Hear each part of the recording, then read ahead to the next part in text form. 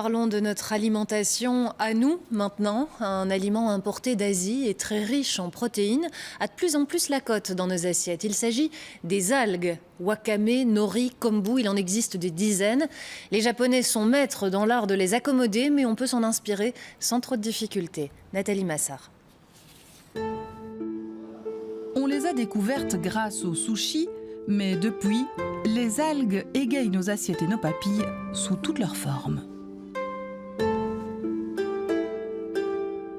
Alors, vous avez les algues à manger en snack, sur le pouce, un peu comme des chips, donc qui sont sous forme de feuilles à manger comme ça. Vous avez les feuilles de nori, par exemple, qui peuvent servir pour la préparation de maki. Vous avez les wakame et les jiki qui peuvent se réhydrater pour être mangés en salade. Et aussi le kombu, donc qui est une algue plus épaisse et qui va être utilisée pour la préparation du dashi, le bouillon japonais traditionnel.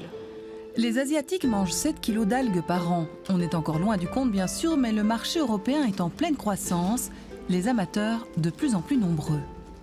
Pas tous les jours, mais tout de même plusieurs fois par semaine. C'est un peu plus original, disons, c'est assez végétarien, comme c'est aussi un peu la tendance. Et c'est bon pour la santé, il paraît, donc ça ne gâche rien. C'est très facile, un petit tour de main et puis voilà, c'est prêt. Les algues se trouvent dans les magasins asiatiques, dans les enseignes bio et depuis peu en grande surface. Ça marche très bien. En général, les gens viennent spécifiquement nous demander comment préparer la salade de wakame, quel type d'assaisonnement mettre avec. Le public belge est en général assez déjà informé, ou alors en tout cas il est curieux de se renseigner dessus. Originalité et très haute valeur nutritive, les raisons du succès. C'est vraiment très riche en vitamines, en minéraux, en fibres, en antioxydants. Maintenant, il y a certaines algues, justement comme la dulce, qui est très riche en calcium, très bien assimilée, qui peut même aller parfois jusqu'à 20 fois plus de calcium qu'une tasse de lait. Donc il y a d'autres algues qui vont être plus riches en fer, d'autres plus riches en protéines, mais de manière générale, elles sont vraiment très riches en nutriments. En lamelles à réhydrater pour la salade, en paillettes à saupoudrer, prêtes à déguster, en tapenade à tartiner ou à napper sur du poisson, vive la cuisine autrement.